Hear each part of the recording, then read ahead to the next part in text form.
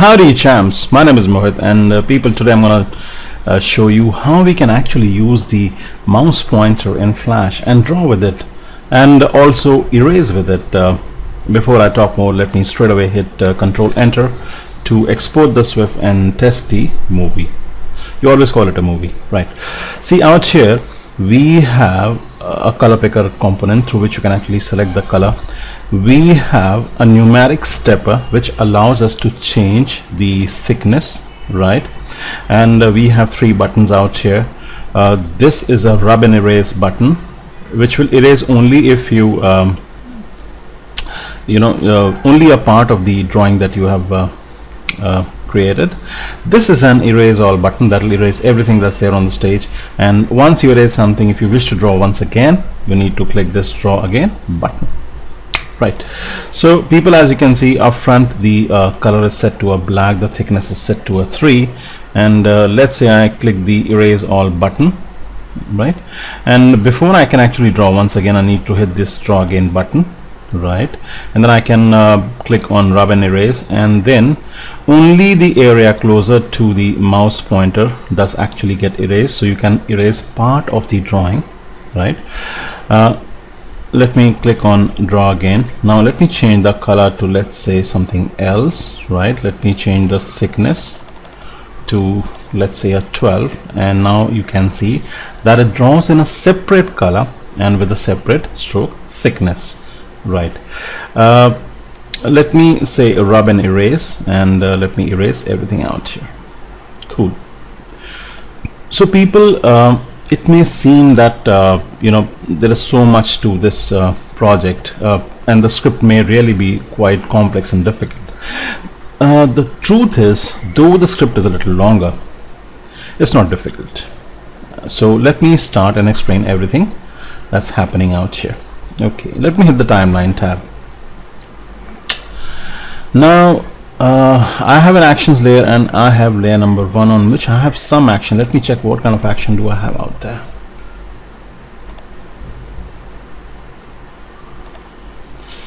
Just give me a minute. Okay, the actions layer is actually empty, which means that the actions and the assets have been merged. Just give me a minute. Let me select everything out here. Let me say cut, and let me drop the action script only on the actions layer. That'll make more sense, right? Now this should be fine. You see the assets and the actions got merged on the same layer. Okay, so the topmost layer is the actions layer, or the action script 3 layer, and layer 1 is the one which contains the color picker component, the numeric stepper component, and all 3 buttons: rub and erase, erase all, and draw again buttons. Okay, so let me call the other layer everything else as far as assets are concerned. Okay, let me test once again to be sure everything is just fine. Yeah, looks like cool. So people, let's first discuss the stage. Let me save the file up. This is the color picker component. Where do you get this component from? All you need to do is you need to click out here and pull out the color picker component from the components panel. There, the third entry is the color picker component. Okay, these buttons, rub and erase, erase all, and draw all, are actually the button components that I pulled up from here. Once you pull up the button component, people, you are then required to change the label. For example, if I pull out a button like this, okay, you need to go to component parameters and change the label. That will be displayed as the text on the button, right? Similarly, you need to pull out a numeric stepper. Where's the numeric stepper? There it is, right? You need to it says there's a conflict. It says that the numeric stepper is already inside the library, so let me just cancel it. Okay, let me pull out the numeric stepper that's there in the library, right? Okay, once you pull out the numeric stepper from the components and push it onto the stage, people, you are required to pass in certain parameters, like the maximum value that you would want it to have, the min value, the step value, the current value, etc., that you would want it to have, right? I think for this numeric stepper, let me show you the values. You see the max value is 50, the min is 1. The step size, basically step size is nothing but it should increment by how much every time you increment or decrement. Okay, it should step up by how much and step down by how much. That's 1. Okay, and I've kept the current value as 3. I've kept it visible and enabled as well. So once you pull out all the 3 components, the color picker component, the numeric stepper component, and the 3 buttons, just make the required changes in the component parameters that are immediately available once you push it onto the stage. Right, and these are certain text fields, people. This is a TLF text read only, so just click on this T for text tool button and just to create some labels out here. Okay, this is the second label, right? So that's as far as the assets are concerned. So asset 1, asset 2, asset 3, 4, 5, 6 and 7, right? So there are 7 assets that are on the stage. Just give me a sec. On everything else, I noticed there's some script lying. I just want to be sure what exactly that is. In fact, there's no script. Yeah, that's fine. Cool. The script is on the actions there, right? Okay. Even if you have blank lines inside the actions panel, people, it gives you the impression that the script is there, but it actually wasn't. It was just few blank lines out there. Never mind. So now that we have seen that on the stage we have pushed 7 different assets, let's see what exactly is inside the actions there. Okay, let me open up the actions for you there. Now let's see how many lines of script it is. It's 74 lines of action script. Do not let that intimidate you, people. I know 74 lines is quite a lot. Okay, it may seem quite a lot to you. In fact, it's quite a lot, but it isn't difficult to understand. It's very logical and quite simple actually, if you know how to draw shapes and vectors with the help of ActionScript. For people who do not understand how to work with the shapes only through ActionScript, then this tutorial is not for you. And for guys who actually know how to create shapes like circles, lines, curves, etc., only with the help of ActionScript, then this tutorial is meant for you. You'll be able to understand what I'm trying to do, right?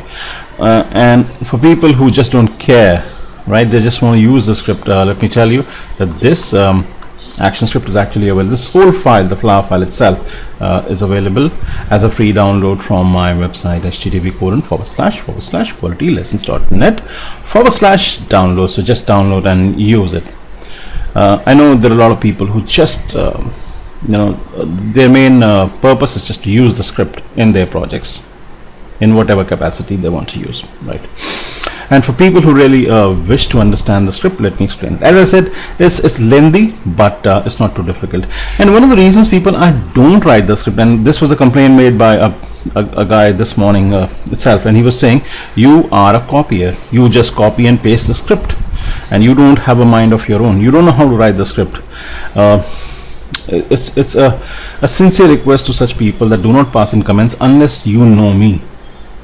I'll be really happy if somebody can actually pinpoint the source where I actually got the script from. This I take a lot of pain, I spend a lot of hours and energy when I write my scripts. The only reason most of my scripts are actually straight away pasted inside the actions panel and not written is there are few reasons for that. One of the reasons is I am a slow typist. Okay, my speed is slow, and for such a lengthy script I tend to go a little slower, and that will extend the the tutorial unnecessarily. That's one. The other reason is that while you are actually writing the script again, once that you have made the script, you have tested the script, it's quite possible that you may go wrong with the order. Okay, and you may it's likely that you may forget the script because it's a lengthy one, right? It's almost 70-80 lines. So in which case I prefer to write it first. Okay. And the biggest reason why I don't write the script, as most people actually do, is that I have always seen that most people, when they are writing the script, they're actually mumbling.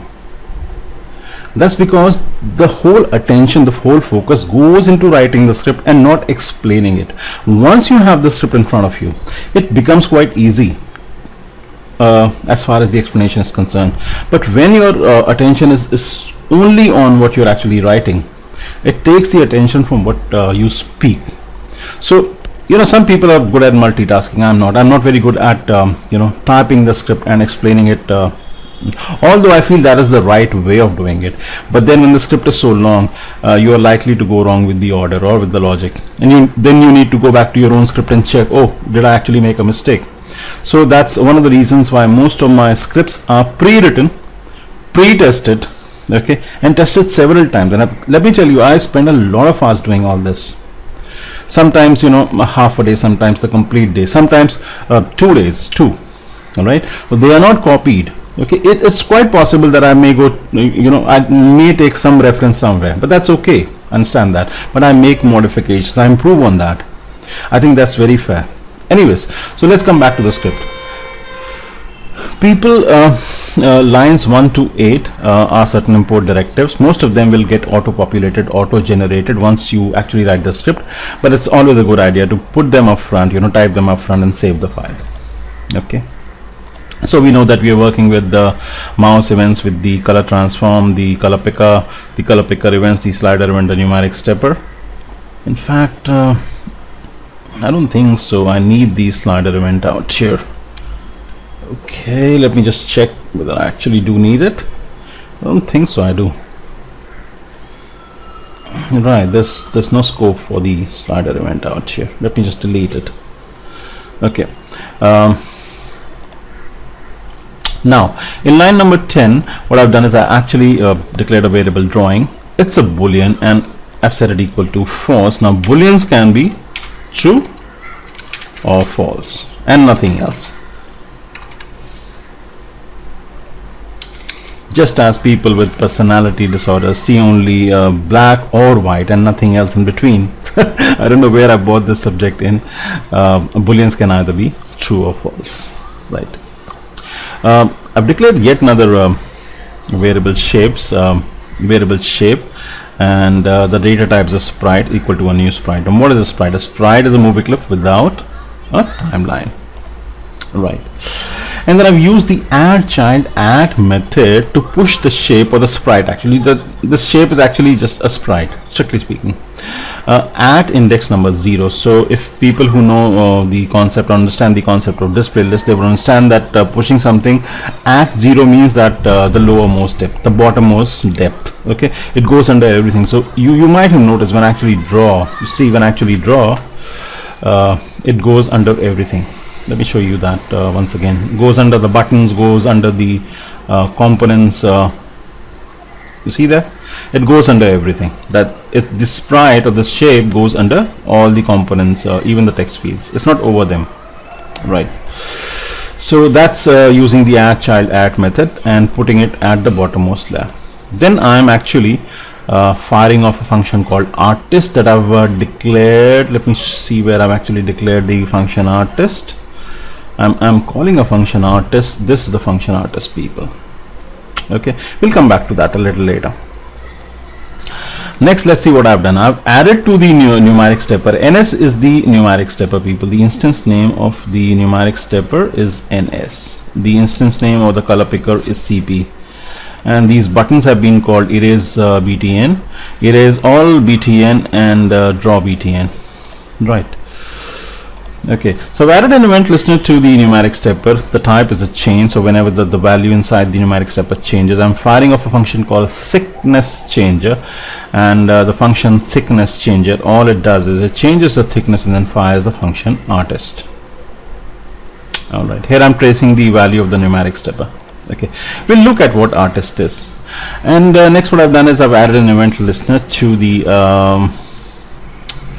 CP. CP is the color picker component. The event is a color picker event, specifically of the type change. So whenever the color inside the color picker actually changes, I'm firing off a function called color change, which is doing nothing but then again recalling the function artist. So when I change the numeric stepper value, which is actually affecting the stroke thickness, I'm calling the function artist. I'm calling the function artist even after changing the color in the color picker, and then I'm again calling the function artist. And even without changing the NS or the CP, the numeric stepper or the color picker component, I'm still calling the function artist. So this function artist is the backbone of this script. So let's understand what exactly is the function artist. Okay, now this is the function artist, people. That's what I'm calling again and again and again. You see, now this shapes is actually the sprite that's being drawn on the stage. Through the graphics class, I'm using the line style methods of the graphics class, and I'm saying that this first parameter is the stroke thickness. So the stroke thickness should be equal to the ns dot value, numeric stepper value. So if the numeric stepper value is 3, the stroke thickness should be 3. And then the cp dot selected color. Cp is the color picker component. The selected color is upfront black, or it could be anything else that you have actually changed to. So the first parameter is the stroke thickness. The second parameter is the selected color of the color picker component.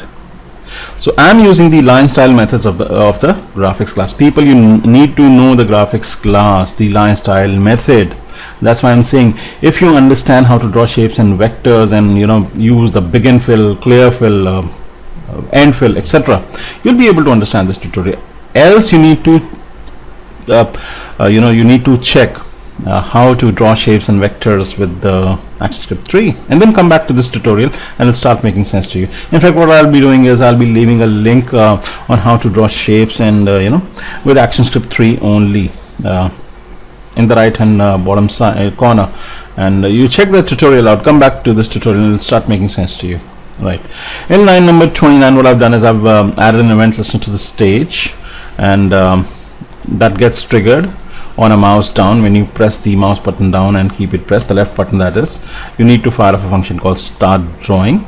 I've added yet another function, event listener, to the stage this time, which fires on mouse move when you move the mouse, and the name of the function that it executes is draw. Yet another event listener to the stage. This time the trigger is mouse up and the function fired is stop drawing. Okay, so that's what the function artist is, which means I need to understand start drawing, draw, and stop drawing functions. So let's understand them one by one.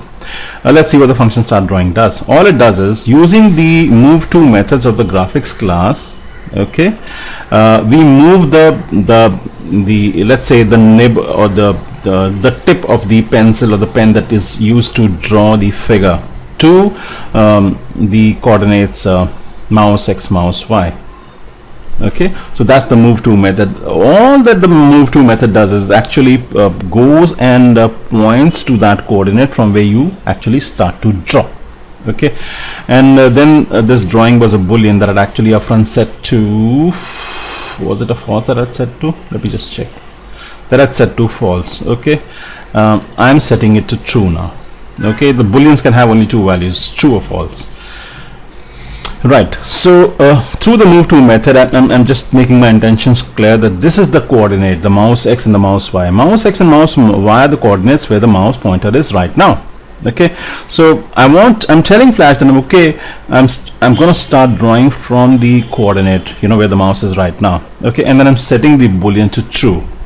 Okay, we'll see why we are setting it to true from a false. And then let's see what the function draw is. The function draw actually checks if the drawing is equal to true, and if it is, then it wants me to draw a line through the line to methods of the graphics class and save it inside shapes. Shapes is but a sprite. Okay, to the mouse x, mouse y, so basically where the mouse x moves to. So wherever it actually moves to, I would want to use the line to method and draw a line. Right, and let's see what the function stop drawing is. All this that this function stop drawing actually does is it resets the value of the boolean drawing to a false. That was the value we had up initially. It sets it back to drawing, since we are not drawing anymore, and that happens when you move the mouse up.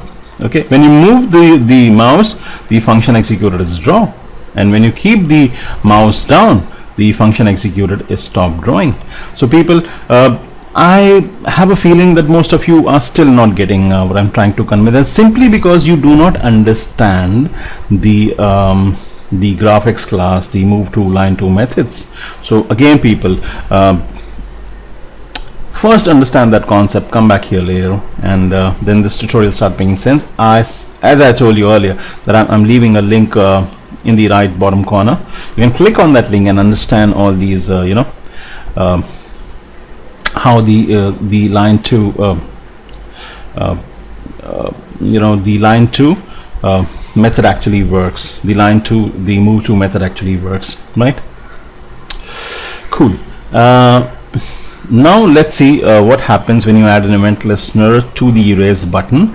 The type is a mouse event, specifically of the type click. The event is of the type mouse event, specifically of the type click. And when somebody clicks on the erase button, what I'm doing is I'm creating a line, okay, using the line 2 method, but the thickness of that line is 50 pixels. It's pretty big, right? And of the color white. So what happens when you draw something with the white color, which is the same as the background color, which is actually white, with a stroke of 50 thickness, is obviously gonna erase everything else, because the line style, which is actually 50 px wide, white in color, is gonna merge with the background, hence giving you the impression that everything is getting erased, obviously. Okay, let's see what is the draw button gonna do. All that the draw button is gonna do is it's gonna reset the line style to the numeric stepper current value, the color picker, selected color. That's all that it actually does. And let's see what the erase all button actually does. If somebody clicks on the erase all buttons, we are using the clear method of the graphics class, and we are clearing everything that's inside the shape. So everything that is on the stage in terms of that shape or the sprite that we have drawn is removed completely. Okay, not only is that removed, the line style is removed as well. That is why I have to reset the line style to numeric stepper current value, the color picker, selected color. Right. So although the script may seem lengthy, which it is actually, it doesn't seem lengthy, it is lengthy, but it's not difficult. You see, there are functions, there are a lot of functions, and functions calling functions inside a function. But as I said so many times, if you really understand the graphics class, the line 2 move to methods of the graphics class, it shouldn't be too difficult. So please understand this concept first, come back to this tutorial, and everything it won't look as foggy, as misty as it's looking right now. Right, people? So I hope you enjoyed and learned a lot from this tutorial, and I hope to see you coming back for more and more and more. You have a good day, guys. Bye bye. Peace.